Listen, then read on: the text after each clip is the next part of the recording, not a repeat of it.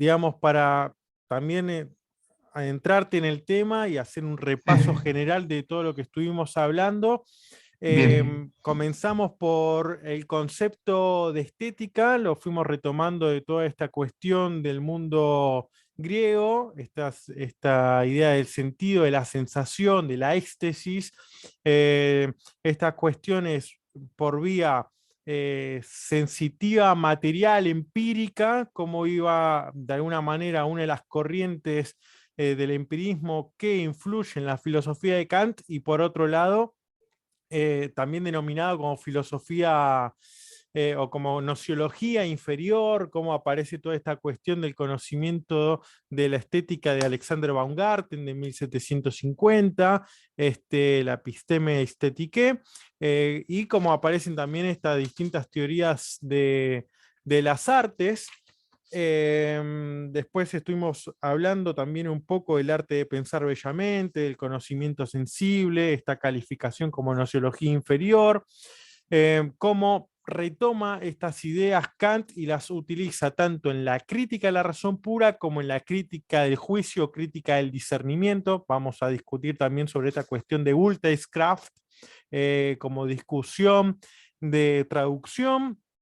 eh, Cómo aparece esta idea como estética trascendental en la crítica del juicio, sobre todo en las ideas de cuando queremos conocer un fenómeno, o mejor dicho, cuando queremos conocer un objeto y lo conocemos en tanto fenómeno, diría Kant, inevitablemente a priori instalamos un espacio-tiempo. Entonces esas son las características de la sensibilidad de esta estética trascendental que postula. En cambio, cuando escriba años después la tercera crítica, va a hablar de una estética respecto al arte, respecto a lo bello, respecto al gusto, a un juicio reflexionante. Entonces ya no va a estar esta idea, quizá por denominarla en cierta forma, estética trascendental o metafísica, sino que tiene que ver con una teoría de las artes, con una filosofía del arte y una estética en ese sentido, donde también aparecen fuerte la idea del valor, de lo bello, de lo sublime, en tanto valores, en tanto el arte también se relaciona con la naturaleza, y entre tanto denominarla de alguna manera el puente entre la crítica de la razón pura y la crítica de la razón práctica viene a ser esta crítica del juicio, en donde aquellas cuestiones que terminan siendo de no accesibles al conocimiento de la metafísica, un conocimiento de la razón pura, estas ideas de Dios, alma, mundo, que aparecen posibles de ser pensadas por medio de la razón práctica, se entrometen, se filtran en estas cuestiones estéticas, en estas representaciones, en este juego de las ideas estéticas que lleva a cabo el sujeto al enfrentarse con una obra de arte bella. Por tanto, ahí viene una suerte de conexión, una suerte de puente entre una crítica, entre la primera crítica, entre la segunda y esta tercera, con esta idea de la teleología también, ¿no? Aquel Dios que parece impensado, de que quizás no se puede predicar nada por ser algo superior, de alguna manera tenemos cierta percepción, podemos tener cierta consideración de eso al ver que la naturaleza tiene cierto orden, ese cosmos podría ser obra de un genio creador aún más superior que un mero artista, ¿no? Después estuvimos hablando, bueno, de estas corrientes como la de Leibniz, la de Wolff con respecto a la nociología inferior, que ya tiene una influencia a partir de Descartes, de Spinoza, como el conocimiento sensible como algo confuso, ¿no? Dice Descartes, los sentidos me engañan. Y esto, esta idea o esta inclinación a la confusión o al error podría ser obra de un genio maligno, ¿no? Que quisiera que yo erre. Bueno, por eso también ver en algún punto distintas apariciones de la idea de daimon, de demonio, de medium, de genio, de un intermediario entre los dioses y los seres humanos, como algo que puede afectarnos desde fuera o algo que de alguna manera toma posición sobre nosotros o sobre el artista y a partir de eso actúa. Eso también es un tema de discusión. Y esa idea de genio, vale aclarar también que podemos decir genio en tanto pensamos en la producción artística y también genio en tanto juzgamos una obra. Nietzsche en algún punto, por ejemplo, sin ir más lejos, en su primera obra, donde tiene ese periodo de juventud, es un periodo de producción más o de pensamiento más metafísico, considera, por ejemplo, al genio apolíneo y el genio dionisiaco como genios de la naturaleza que actúan y utilizan a los artistas como medium, ¿no? Para generar por medio del arte una suerte de puente entre el mundo como representación, utilizando el vocabulario de Schopenhauer, y el mundo como voluntad, aquella visión, o sea, lo que permitiría la tragedia griega sería el acceso a la visión dionisíaca del mundo. Eso se permite por medio de una intervención de un medium, de un artista que está poseído por esos dioses, ¿no? Por lo apolíneo y lo dionisiaco. Bien, después Nietzsche cambia esa postura, por ejemplo, ya a partir de humano demasiado humano, y va a considerar que el genio es por vanidad. O sea, va a decir, juzgamos a alguien como genio, lo señalamos como genio en la medida en que no queremos esforzar nuestra voluntad, no queremos esforzar nuestras capacidades a querer crear algo, a querer superarnos como lo hacen estos artistas o estas personas consideradas geniales. Entonces ahí también hay un cambio de perspectiva de lo metafísico a lo fisiológico y en algún punto también esto es un tema de discusión que abre la crítica y esto es algo que señalábamos en las clases anteriores, es primero todo lo que converge en la obra de Kant y segundo todo lo que se abre a partir de la obra de Kant. Esta idea de la corriente romántica y la corriente del idealismo que empiezan a dar tanto bueno, aparece en la doctrina de la ciencia de Fichte, en bueno, las lecciones sobre filosofía del arte de Schelling, las lecciones de estética de Hegel, toda la corriente del romanticismo, háblese desde el Sturm und Drang hasta el Frühromantik y posteriores, todo lo que tiene que ver con las cartas sobre la educación estética de la humanidad de Schiller, los hermanos Schlegel, incluso los cambios de círculo entre uno y otro, entre el idealismo y el romanticismo por parte de Schelling. Se va generando todo un tema de discusión en torno y justamente el concepto central va a ser ahí el tema del genio, que va a abrir el campo a pensar tanto la estética como la moral. Eso es algo que estábamos señalando, que va a terminar en obras como la Gesamtkunstwerk, la obra de arte total de Wagner, en esta idea de la representación del anillo del Nibelungo, trayendo un tema mitológico con un sentido político apañado institucionalmente y con un velo, que es esta cuestión de la posición, la exhibición artística y la conglomeración de todas las artes dentro de lo que se va a denominar el drama musical, ¿no? Entonces, hay cuestiones que íbamos señalando que abre la puerta o crea la llave, la obra de Kant.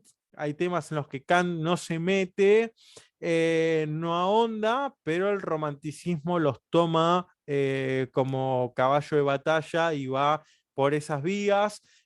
Al mismo tiempo también, bueno, estuvimos nombrando Schopenhauer, Nietzsche, Wagner, de hecho, hasta estos escritos como El origen de la obra de arte de Heidegger, el tema de la reproductividad técnica de Benjamin, la escuela de Frankfurt, etcétera, verdad y método de Gadamer están discutiendo en algún punto con esta tercera crítica de Kant que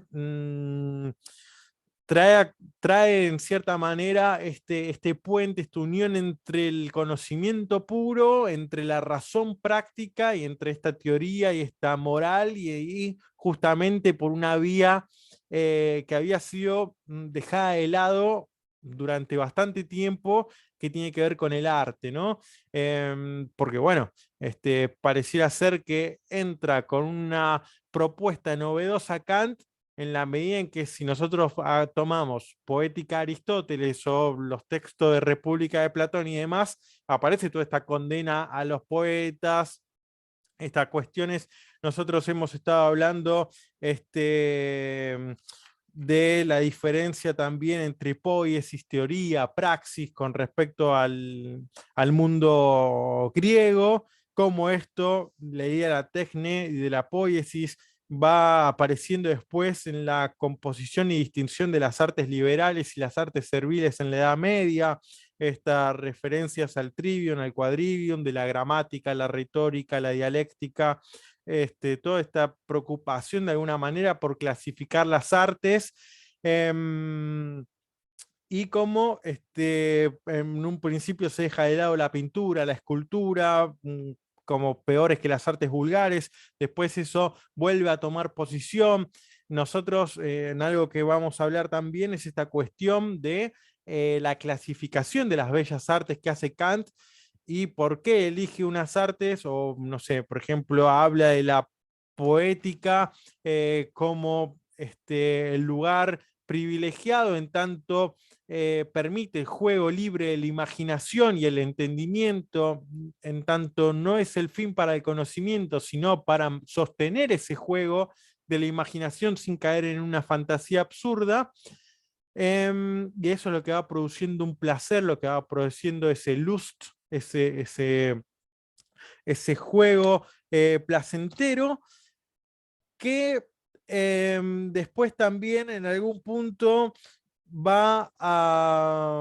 va a permitir pensar en la clasificación que va a hacer Schopenhauer en el mundo como voluntad y representación, donde la música va a tener ese lugar por excelencia, justamente en ese cambio de posición entre lo que para Kant no podemos conocer y para Schopenhauer, bueno, no podemos conocer, pero al menos podemos intuir.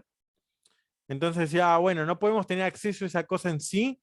¿Y en qué medida? Porque yo con esa música, en tanto lenguaje, en ese presimbólico, prelingüístico, preconceptual, no sé qué están cantando, pero a mí me genera, me moviliza, me lleva a sentimientos y emociones en las cuales yo puedo intuir que hay algo más detrás de toda esta puesta en escena, ¿no?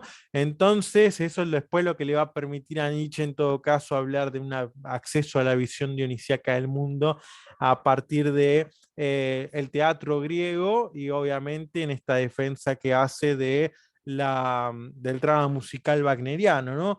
En su primera etapa.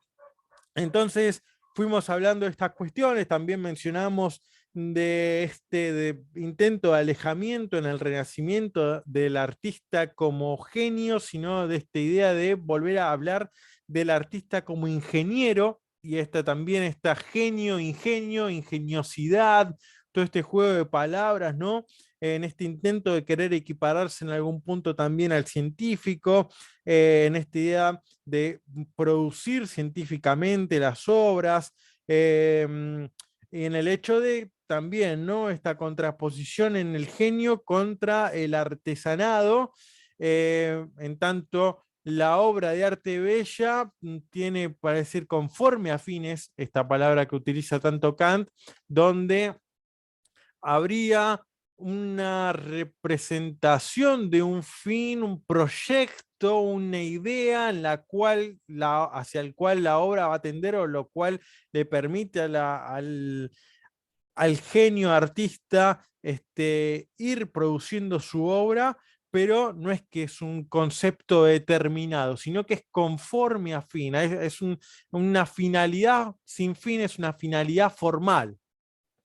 Esta idea también es interesante en Kant, quizás a veces es un poco, uno a veces cuando lo lee de entrada, y esto es algo que yo comentaba en las clases anteriores, no hay que asustarse al enfrentar Kant, es difícil, es muy difícil, y también tiene la magia de sus obras, de que uno cree que entendió y cuando volvió a leer el párrafo se da cuenta de que no entendió nada o entendió otra cosa.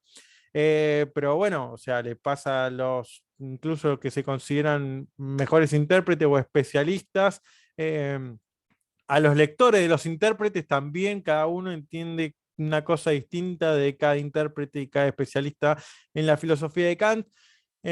Pero bueno, uno de a poco hay que atreverse inevitablemente, esto hablábamos, ¿no? No se puede eludir, no hay que eludir infinitamente a Kant, sino que en algún momento hay que enfrentarlo y adentrarse en su obra y empezar a tratar de manejar estos conceptos. Entonces, bueno, esta idea de conforme a fin es uno de ellos, ¿no? Es una finalidad sin fin, una finalidad formal, porque, bueno, justamente algo que va explicando Kant es que si hubiera un concepto, entonces, por eso mismo, ¿no? Eh, la obra de arte bella no necesariamente está ligada a la idea de perfección. Si nosotros dijéramos, ah, bueno, esto es perfecto, entonces nosotros tenemos un concepto de lo que tiene que ser ese objeto, entonces eso tiene que ver con el artesanado, tiene que ver con la utilidad, tiene que ver con algo más pragmático. Por eso también Edmund Burke, o Burke, el apellido, ¿no? Que habla también, uno de los grandes influencias de Kant en estas cuestiones, menciona constantemente la idea de nos parece bello el pavo real, y no es proporcionado.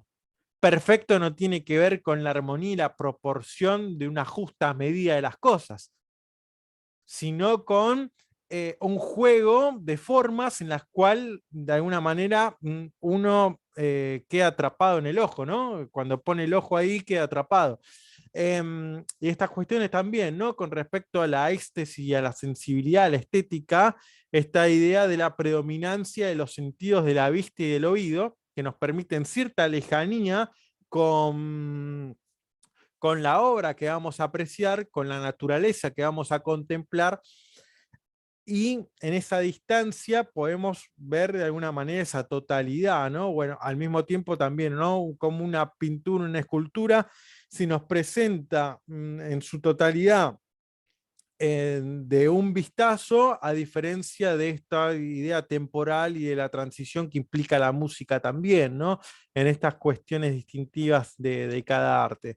Así que habíamos comenzado ahí con un ciclo de cuestiones, de temas generales que, bueno, lo íbamos mencionando sin adentrarnos tanto en estas cuestiones conceptuales como conforme a fin, finalidad sin fin, para no asustarnos de entrada, pero bueno, ya en esta clase nos vamos metiendo un poco más en eso. Y también algo que discutíamos mucho, y lo mencionábamos acá, es esta idea del original y la copia también, ¿no? En qué medida también, si nosotros lo pensamos relacionado a la perfección, si tiene que ver con una utilidad, es porque tenemos un concepto, y acá la idea del arte bello, en tanto es original también, es algo que, para lo cual no había regla. Es una creación artística que, si bien el genio necesita técnica para crear esa obra, la técnica queda de alguna manera implícita en la obra. Es algo que nosotros o que el espectador puede apreciar y distinguir posteriormente, decir, ah, bueno, no sé, una pintura al óleo se usó determinada técnica y determinados colores, X mezcla y está sobre tal elemento pintado. Bueno, eso es algo posterior a el impacto visual y a ese impacto y ese juego reflexivo que genera en el espectador esa obra. La originalidad de esto, del arte bello, va a ser no tener elementos en el crítico de arte ni en el espectador en general para poder juzgar esa obra. Yo mencionaba un ejemplo de, bueno, justamente un curso que habíamos dado hace unos meses atrás sobre Dostoyevsky y Nietzsche, y esta cuestión de las obras de arte, las obras literarias que escribía Dostoyevsky, por parte de la crítica era como, este señor no sabe escribir, y después viene un analista como Bakhtin y dice, no, no es que no sabe escribir, está creando un nuevo género literario con esta cuestión de la polifonía, la pluralidad de voces que aparecen en los personajes. No, bueno, hasta el momento era una sola idea con un solo personaje principal que comienza y termina el desarrollo de la novela. Bueno, Dostoyevsky está introduciendo otro juego, otro método, otra técnica. Entonces también es esta cuestión en algún punto entre un cierto contexto comunitario, social, que tiene que permitir la aparición, el surgimiento, el germen de un genio, y al mismo tiempo ese genio, ¿qué le da, qué le otorga, qué le dona a esa comunidad, ¿no? Este juego también entre, y que tiene que ver entre lo estético y lo moral, como la instauración de una obra de arte en una sociedad determinada o en un ámbito determinado, genera sentido, da sentido, dona sentido a ese lugar, ¿no? A ese espacio, a ese tiempo. Mencionábamos sin ir más lejos el ejemplo de el teatro griego, cuando habla Heidegger en el origen de la obra de arte, de el templo en la cima de la polis, de la Acrópolis, da el sentido a la vida política de esa polis. En tanto se profana el templo y huye el dios, ahí aparece toda esta cuestión religiosa, política, económica, artística y demás, todo en esta idea de templo, Dios y sentido.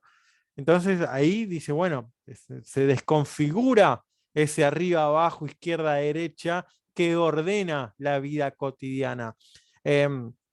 Por eso en algún punto también esta idea de la muerte de Dios de Nietzsche tiene su juego ahí con esta cuestión de la figura de un padre, la figura de un Dios, de la figura, ¿no? Por esto que nosotros mencionamos, Kant se da cuenta que si nosotros contemplamos la naturaleza y su funcionamiento como si estuviera organizada a fines, como si tuviera una teleología, o sea, bueno, esto puede, ya no es la idea de el relojero que maneja todo mecánicamente, sino de un genio creador donde esta cuestión orgánica va generando esta cuestión de vida, algo que en Schelling va a aparecer muy fuerte con el concepto Urlebendige, lo vivo primigenio. Lo copio acá en el chat, Urlebendige, Leven, ¿no? Ahí, vivir, UA como originario, UA tiene que ver con el origen, como por ejemplo utiliza Heidegger el Ursprung como salto originario, Ua Aine utiliza Nietzsche como uno primordial, aquello a lo que nosotros podemos acceder por medio de, o los griegos accedían por medio de la tragedia, era ese Ua Aine, ese uno primordial. Urle Bendige, lo vivo primigenio, y ese uno primordial de Nietzsche, también en consonancia y con influencia schellingiana, en el sentido en que si lo uno primordial es Dionisos, y Dionisos es la raíz de la vida indestructible, ahí hay una cuestión también orgánica.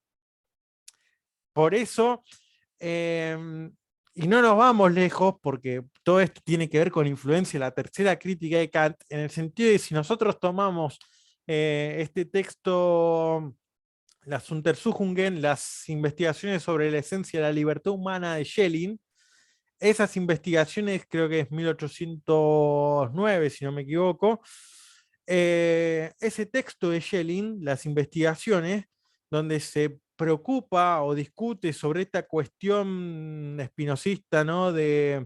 Em, del panteísmo y demás, él dice, ah, bueno, ¿y cómo se puede hacer un sistema de la libertad?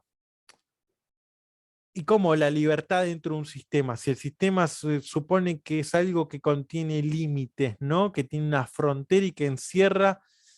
Ah, bueno, pero si en realidad en vez de pensar en un sistema como algo, podemos decirlo, mecánico, computacional o demás, es un sistema orgánico, donde la vida misma en su movimiento, en su generarse y en su producir y perecer, casi como un movimiento de fisis griega, va generando una sistematización. Dice, no, no sería un error nuestro en realidad relacionar sistema con algo cerrado, con algo terminado, concluido.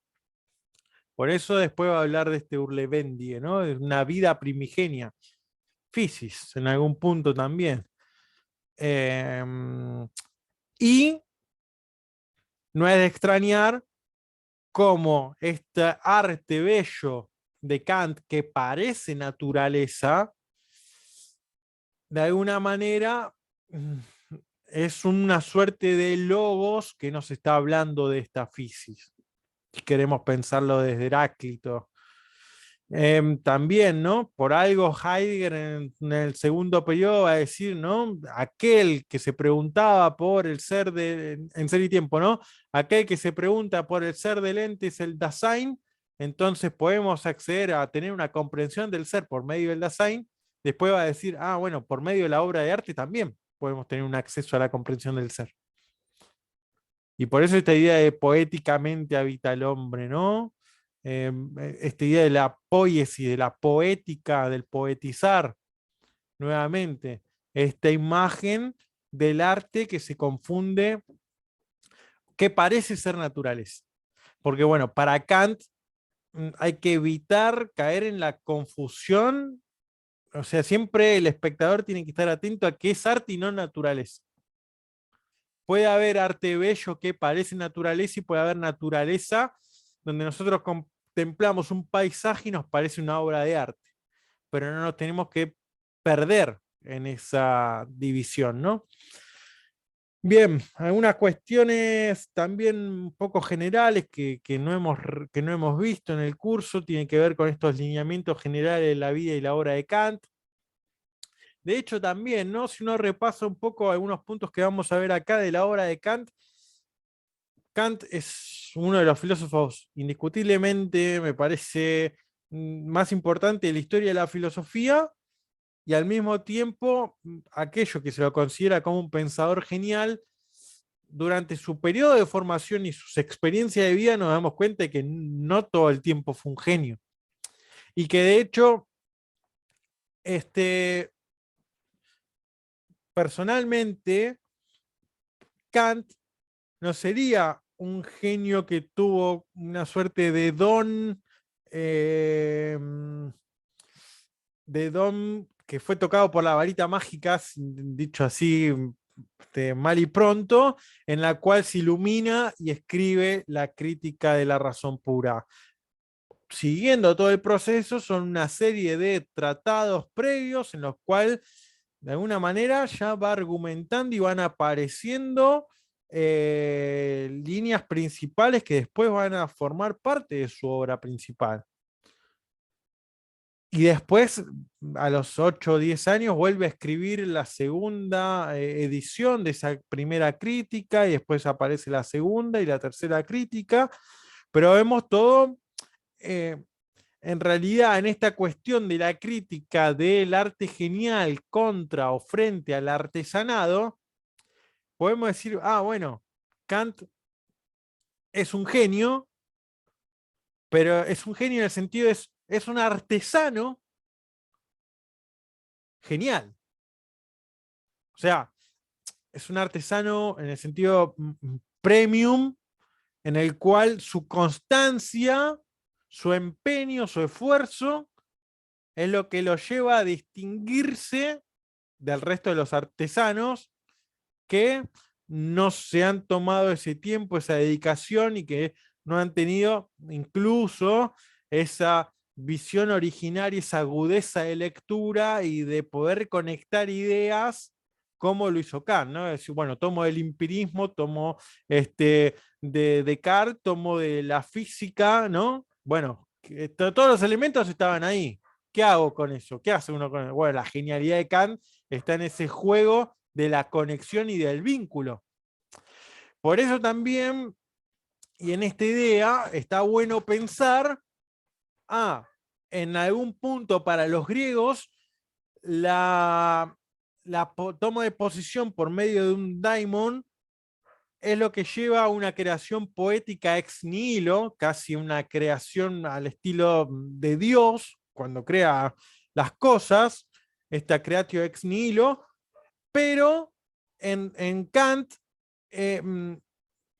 hay que ver, bueno, en la tercera crítica parecía ser que sí, que funciona en ese sentido, esa creatio ex nihilo. En cierta medida termina siendo confuso porque es la naturaleza la que da el talento y el don natural al artista. Entonces parecía ser que la naturaleza, ese talento, es la vocecita que dicta al artista aquello que tiene que hacer. Pero tampoco es que lo crea de la nada, porque toma elementos que ya están ahí en la naturaleza, toma elementos que ya están. O sea, ya estaba la pintura, ya estaba el pincel o ya estaba el cincel, y toma el mármol y hace la piedad de Miguel Ángel. Bueno, los elementos, ahí no hay una creación de absolutamente de la nada, ya los elementos están ahí. La visión es la genialidad. El modo de emplear la técnica es la genialidad. Por eso también está esta cuestión en algún punto de la crítica de Platón, de la crítica de Kant, es esta idea que hay genio en el arte y no hay genio para la ciencia. Kant insiste, 2 más 2 es 4, a partir de 2 más 2 es 4, se puede seguir una serie de profundización matemática, física, etcétera, científica, en la cual se pueden ir complejizando esos conocimientos y esos usos de los números y de los métodos científicos en general, pero con el arte, dice, esa genialidad de Miguel Ángel, de Rafael o de Shakespeare, de Beethoven, etcétera, muere con el artista. Entonces dice, bueno, lo único que nos queda por contemplar y para crear escuela y para estudiar son las obras de arte del artista. Pero esta cuestión, ¿no? ¿Por qué había que desterrar a los poetas de la polis? Y en algún punto porque no nos saben explicar cómo hicieron lo que hicieron. Entonces, si no me sabes explicar esta cuestión, eso está lejos también de esa idea de arete, de virtud, ¿no? Y demás. Entonces, no hay una suerte de apoyo, de contribución formal, eficiente a la polis, porque desapareces vos y eso se termina, ¿no? Se va X músico de una banda, de un grupo, y bueno, pueden seguir llamándose igual, pero no es lo mismo, ¿no? Suceden estas cuestiones. Entonces, bueno, es algo que también Kant discute. Por ejemplo, Alexander Gerard, que tiene un escrito que se titula Ensayo sobre un genio, es anterior y es influencia en la crítica del juicio de Kant, aparece toda esta discusión, y para Gerard, inglés, hay genio para el arte y hay genio para la ciencia. Dice, son dos tipos de genialidad distintas. Porque, dice Gerard, en el proceso de producción del genio hay una implicancia de la imaginación, hay un juego de los sentidos, un uso de la memoria, una facilidad para poder captar en una multiplicidad de opciones, captar la mejor opción de la manera más rápida y poder, y esto tiene que ver con el genio también, no solo de tener la idea, sino de poder materializarla. Entonces, en todo ese proceso interior, dice Gerard, bueno, eso aplica para el arte y para la ciencia. Para Kant aplica para el arte, no para la ciencia. Porque dice, bueno, nosotros vemos una fórmula matemática y no nos sorprende, o sea, no nos entusiasma como nos entusiasma contemplar una escultura, una obra arquitectónica, etc. Entonces, ahí está la contraposición del juego, que por qué Kant opta únicamente por un genio para el arte y no un genio para la ciencia. Bien, entonces, estas cuestiones, ¿no? Que aparecen en la obra de Kant y que nosotros repasando un poco sus lineamientos generales de la vida y obra, nos damos cuenta de que en esa diferenciación entre artesanado y genialidad o arte del genio, nosotros encontramos, bueno, sí, es un genio. ¿Cómo hizo esto? Entonces, vemos que ha tomado elementos y la genialidad insiste o aparece en esta idea de qué hizo con esos elementos, ¿no? Bueno, 1724, que nace Kant en la ciudad portuaria de Königsberg, Prusia Oriental, después con 8 años de edad que ingresa a un colegio pietista, después que en el 36 fallece la madre, al haber contraído una enfermedad infecciosa. Después en el 1740, ingresa a la Universidad de Königsberg, donde estudia ahí a Copérnico. Ya ahí empiezan también los intereses de Kant por la ciencia, por estas cuestiones también de la astronomía, la física y demás. Trae amistad con un docente que se llamaba Martin Knudsen. Después tiene que él interrumpir los estudios para obtener el diploma de magíster y él tiene controversia con los maestros porque, bueno, hay ciertas cuestiones que le discuten por falta de originalidad, por, de hecho, en algún punto también encontrar fallas en la teoría de sus maestros, entonces se lo reprueba, se le niega ciertos accesos de privilegio como estudiante en la universidad y demás. En el 46 también fallece el padre, bueno, el padre de hecho un artesano, ¿no? Habría que ver si cierta técnica del padre, cierta constancia del padre es implementada por Kant a la hora de pensar o abordar su tiempo de escritura.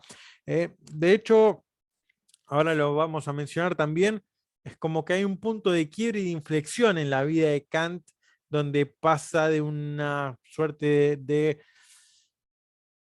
alcanzar en un primer momento una suerte de estabilidad económica a después optar por decir, no, yo quiero escribir esto, quiero pasar a la historia a partir de una creación que tengo en mi mente y también esto implica algo que Nietzsche va a insistir mucho, sobre todo en ese texto titulado Ecce Homo, donde dice, bueno, en esta idea, ¿no? Ya romántica de ser artista uno de su propia vida, implica también aprender a qué clima es el que me sienta bien, qué comidas son las que me ayudan a tener un mejor estado de ánimo, qué relaciones son las que me generan cierta positividad, cierta afirmación de la vida, ¿no?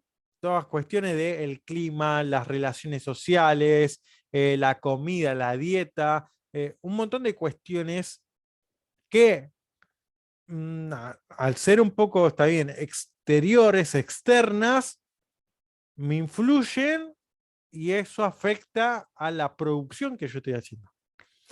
Entonces, eso ahí también tiene que ver con estas, o sea, mencionamos el caso de Dostoyevsky también, ¿no? Si en esos 10 años de Siberia no hubiera pasado por todas esas experiencias de vida, no sé si, o se pone en duda, si hubiera vuelto y escrito Crimen y Castigo, ¿no? Como diciendo, bueno, es todo un cambio, un proceso que va sufriendo también el artista en algún punto, en la cual, de nuevo, ¿no? Esa genialidad es la que tiene esa idea y la puede plasmar. Y al mismo tiempo también, si hubiera y en esto aparecen varios, ¿no? Pensadores, en varios intérpretes, si hubiera un estado de comodidad, no habría tampoco esta búsqueda de la crítica, de la liberación, de la emancipación por medio de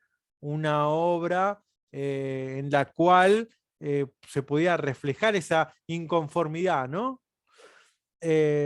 Por eso también, ¿no? Justamente, como decir, bueno, se le agradece más al enemigo por estar todo el tiempo movilizándome en querer superarme que a los otros que te dicen que está todo ok y uno se mantiene en esa pasividad, ¿no?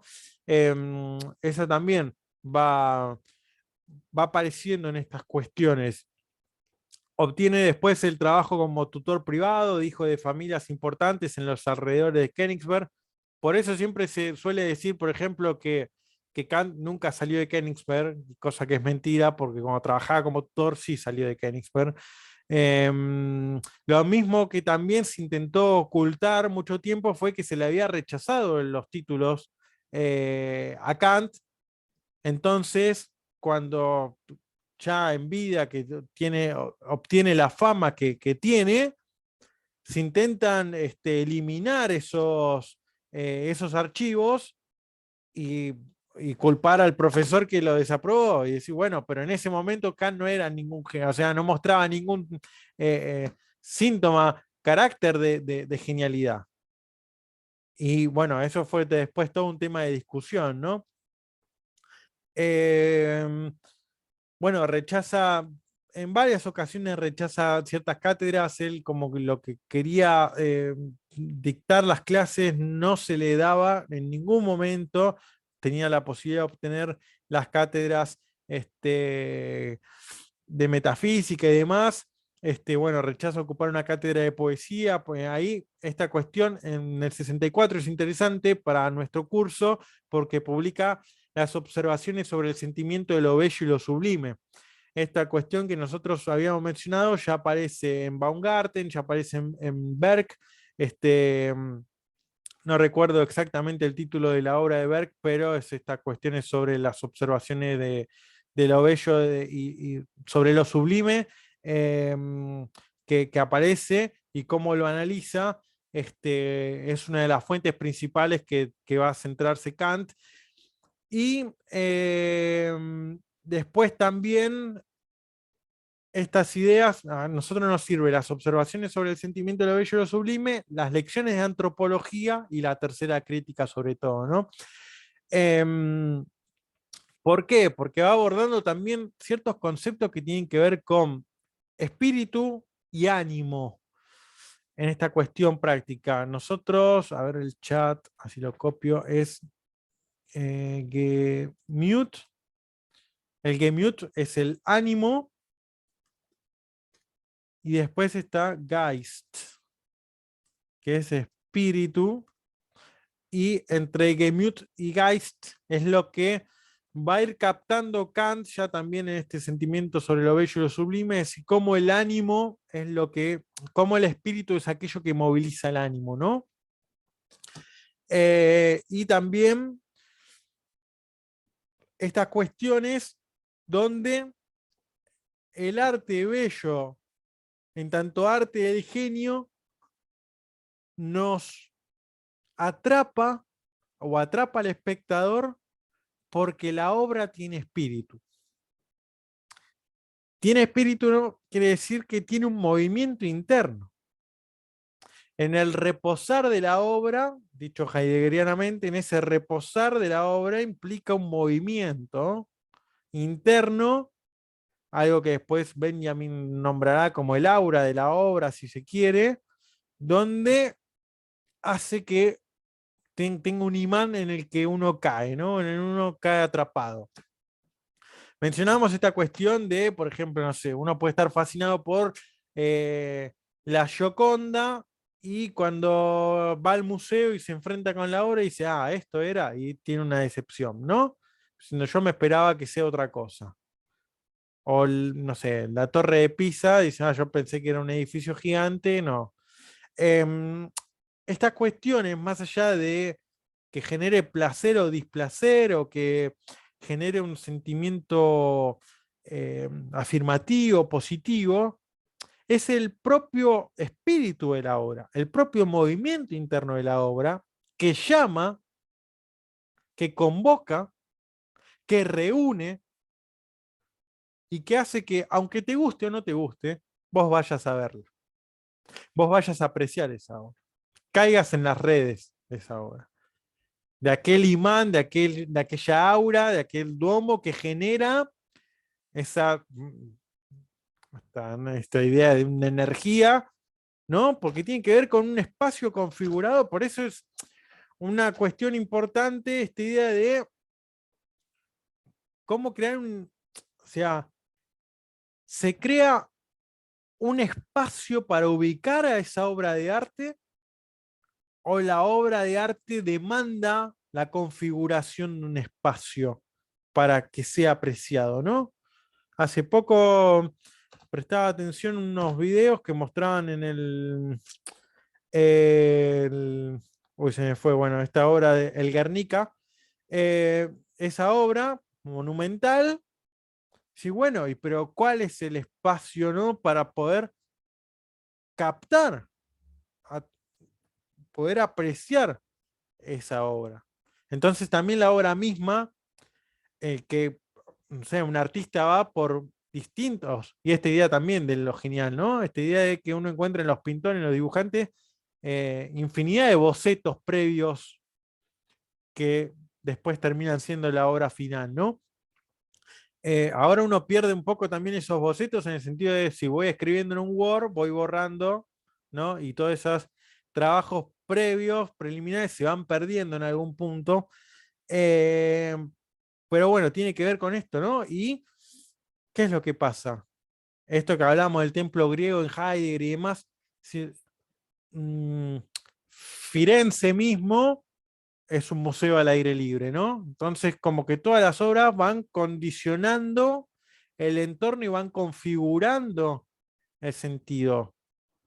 Entonces, ¿qué es lo que pasa? Bueno, te puede disgustar o te puede encantar esa obra, pero más allá de la sensación, vos caíste atrapado en esas redes. Entonces, esto también es una cuestión de los críticos de arte y cómo consideran algo que también, ¿no? Aparece, no recuerdo si en Gadamer o en Heidegger, esta cuestión, ¿no? En algún punto, si hay una, eh, si se intenta hacer como en un lugar pequeño o en el lugar que sea, mucha cantidad de obras juntas, ese quedar oculto de la obra también es un resguardarse del ser, ¿no? Es en eso que, bueno, termina siendo inapreciable, termina siendo quedando oculta determinada X obra, porque hay tantas otras alrededor y los espacios no permiten que uno la aprecie. Bueno, todo ese retirarse de la obra es un retirarse del ser, ¿no? Este juego también con la aletheia, con este ocultamiento y desocultamiento del ser. Eso es interesante porque se mantiene en esta idea también del espíritu, del Geist de la obra. Bien, después se solicita el puesto de bibliotecario en el 65. Y después, bueno, tenemos que finalmente consigue el nombramiento como catedrático de lógica y metafísica. Esto es mucho después, en el 70. Y defiende la disertación Principios formales del mundo sensible e inteligible. Acá aparecen estas cuestiones que tienen que ver ya con la teoría del espacio y el tiempo, que van a aparecer fuertemente en la crítica a la razón pura. Y acá vemos ya a partir del 71 al 81, esto, ¿no? La llamada década del silencio. Tiempo en el que Kant no va a publicar nada, dado que se encuentra entregado a poner la base de su sistema crítico. O sea, esa gente no es que publicó de la nada. Se retiró 10 años para aparecer después con la crítica a la razón pura. Eh, Hoy estaba justamente leyendo un texto también sobre una biografía de Wagner, y Wagner, cuando se publica la segunda edición del Mundo como Voluntad y Representación, le llega el libro a Wagner por parte de un colega de él, y cuando se publica, esto recordado, ¿no? Cuando se publica El Mundo como Voluntad y Representación, quedan todos los tomos guardados en una pieza de la imprenta y no se vende absolutamente nada. De hecho, era más famosa la madre de Schopenhauer, que escribía novelas más coloquiales o superficiales de cuestiones cotidianas, que el propio Schopenhauer. Y cuando 30 años después se vuelve a publicar esa nueva edición del Mundo con Voluntad y Representación, es un éxito. Entonces también, ¿no? Estas cuestiones que tienen que ver en el momento y el tiempo justo en el cual se va a mostrar esa obra. Y es lo que genera ese movimiento, esto del Geist que veníamos hablando, ¿no? Siendo ya cuando esta cuestión que es para discutir y para pensar, ¿no? Esta trinidad entre artista, arte y obra de arte, ¿no? Y sí, bueno, pone tanta genialidad, pone tanto entusiasmo ese artista y funciona tanto como medium, que la obra, ¿importa saber de quién es el autor? ¿O importa únicamente que nos perdemos en la apreciación, la contemplación y en ese juego entre imaginación y entendimiento que produce la obra? En ese juego reflexionante. ¿Importa saber si es de Rafaelo, de Miguel Ángel, del que fuera, o importa lo que produce? Entonces, ahí en algún punto decir, bueno, si no importa quién lo hizo, si no nos quedamos con ese juego reflexionante que genera, ¿sí? Esa independencia de la obra nos muestra que tiene ese espíritu. Entonces, ahí simplemente lo que le queda al artista es retirarse, quedar enfrentado a, a eso que no es más que eh, su creación, que inevitablemente tiene que dejar independiente, ¿no? Entonces, bueno, eso también es para pensar y discutir. Hay distintas tomas de posiciones. Si no podemos, podrían decir lo contrario, ¿no? Que implica para poder asumir y criticar correspondientemente una obra, tenemos que saber quién es el artista, quién es el periodo. No, bueno, en este juego independiente de la obra podemos decir, bueno, no por nada se perdió 30 años esa obra ahí, abandonada en un cuartucho, y después sale a la luz. Así como si la obra misma supiera en manos de quién tiene que caer o a quién está esperando esa obra, eh, y determinadas cuestiones, ¿no?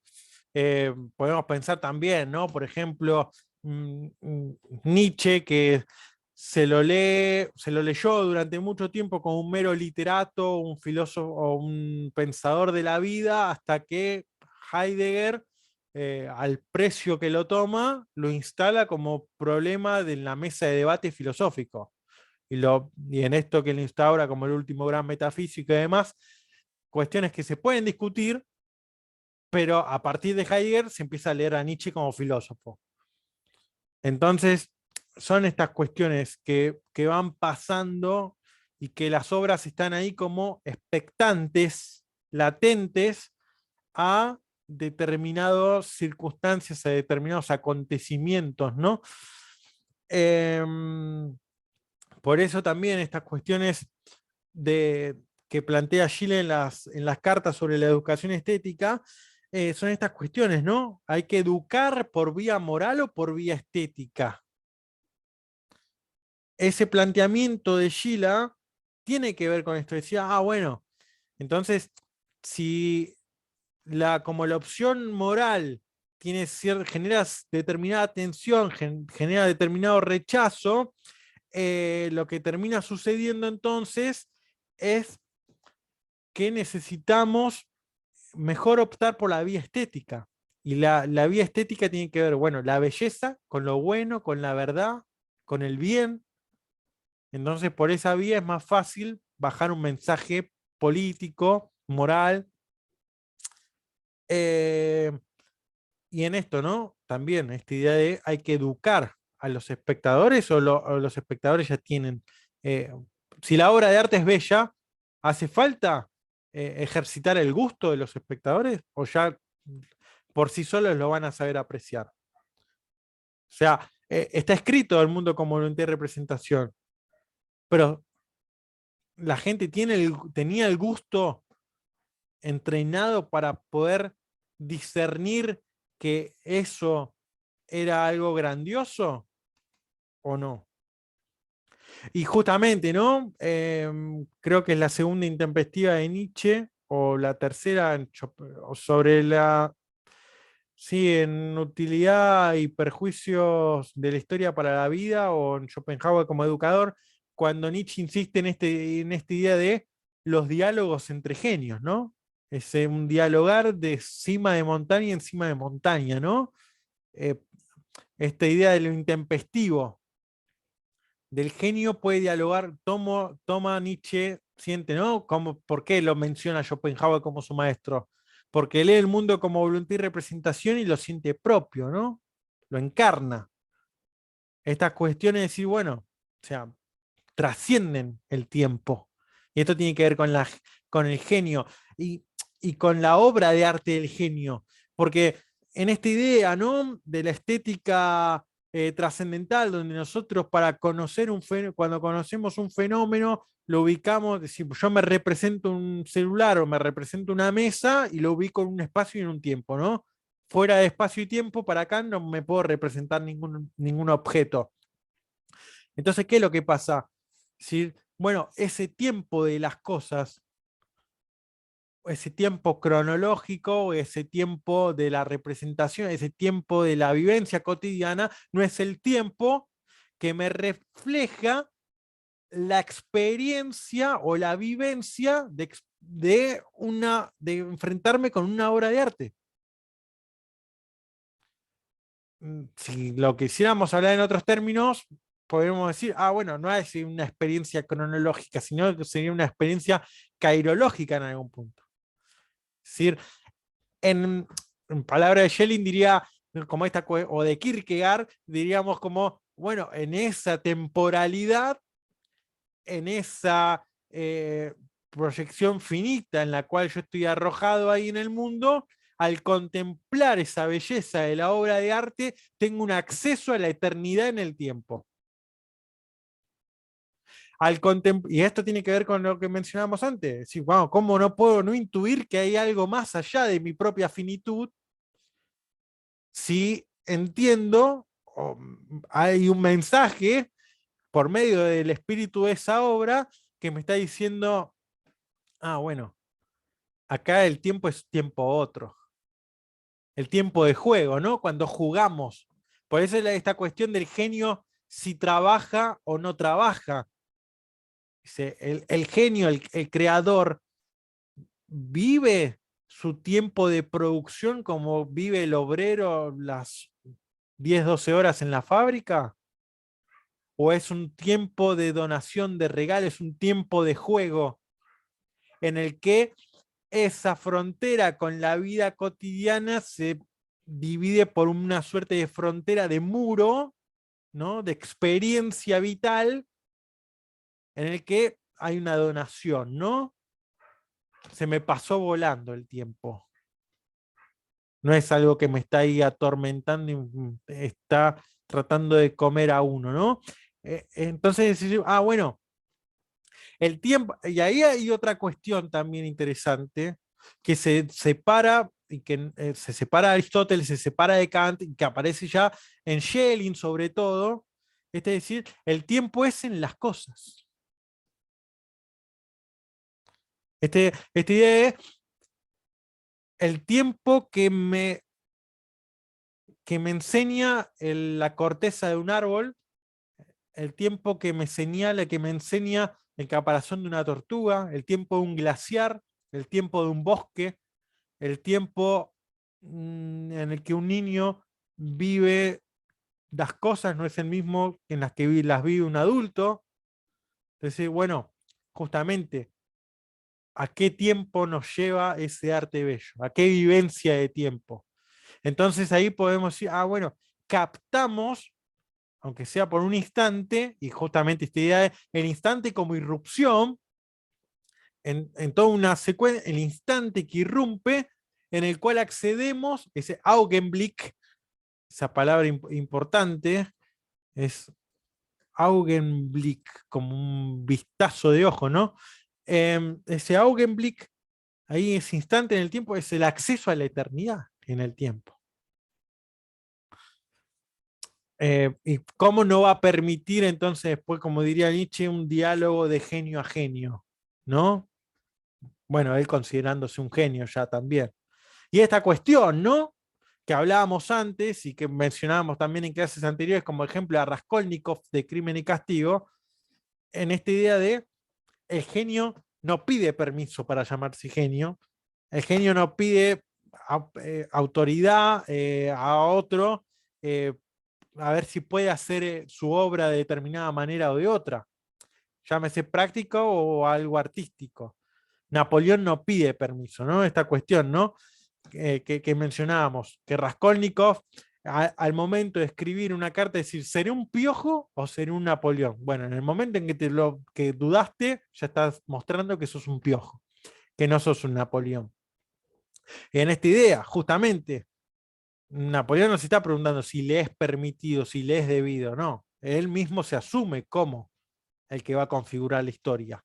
Entonces, ahí muestra justamente en este de copia y originalidad, aquel que quiere copiarse y pensarse que es un Napoleón, dice, bueno, la copia tiene muchas fallas. Y las fallas son evidentes. Y esos errores cuestan caro. En cambio, en el original, pareciera ser que todas esas fallas, que todos esos defectos quedan inapreciados, ¿no? Como que uno los pasa por alto. Porque es la magnificencia, es lo maravilloso de la obra. Bien, ya antes de ir abriendo algún espacio para intercambiar algunas cuestiones, esto, ¿no? La década del silencio, aparece la crítica de la razón pura, en el 81. Bueno, el texto del 84, cuestión acá fundamental, Basis Aufklärung, ¿no? ¿Qué es la ilustración? Y esta idea de sapere aude y de la emancipación de los sujetos, tiene que ver con toda esta cuestión después, ¿no? Si el arte va a ayudar a emancipar o no, en algún punto. Kant después publica la segunda edición de la Crítica de la Razón Pura en el 87, y después ya sale 88 la Crítica de la Razón Práctica, y en el 90 la crítica del juicio, crítica del discernimiento.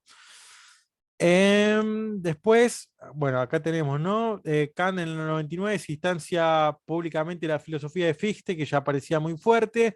En el 801 la salud de Kant comienza a deteriorarse, y en el 804, 12 de febrero, fallece en Königsberg, ¿no? Bueno, algo que tenemos que discutir un poquito más, si se quiere, en algún momento, son este enlace de las tres críticas, esto que ya hemos estado mencionando igualmente, con respecto a esta idea de lo suprasensible, del alma, de lo eterno, que es lejos de posible acceder por vía del conocimiento en la primera crítica, es pensable en la segunda crítica, y en la tercera crítica aparece como ligado, ¿no? En la crítica del discernimiento. Ya, bueno, acá tenemos algunas ideas generales para compartir, y después ya la próxima clase quiero comenzar, sin ir más lejos, con los problemas de traducción de la crítica de juicio, donde vamos a hablar, bueno, de cierto contexto que tiene que ver con la Revolución Francesa, de lo bello, lo sublime, los temas de enjuiciamiento, Y después ya me voy a centrar en todo el problema con el concepto de Ultaiscraft por discernimiento, por qué Aramayo y Salvador Más eligen esa traducción. Yo suelo optar por esa, porque es la edición de Editorial Alianza. Hace poco hablé con Aramayo sobre su trabajo de traducción y demás, pero bueno, también está la traducción de García Morente como Crítica del Juicio, la de Losada, Editorial Losada, no recuerdo quién es el traductor, pero bueno, hay varias traducciones, cada una tiene sus pros y sus contras, ninguna es perfecta. Em, y después, bueno, vamos a ir adentrándonos a distintas cuestiones generales también de la crítica del juicio. Así que, bien, si les parece, abrimos ahí unos minutitos para las devoluciones, dudas, consultas que tengan.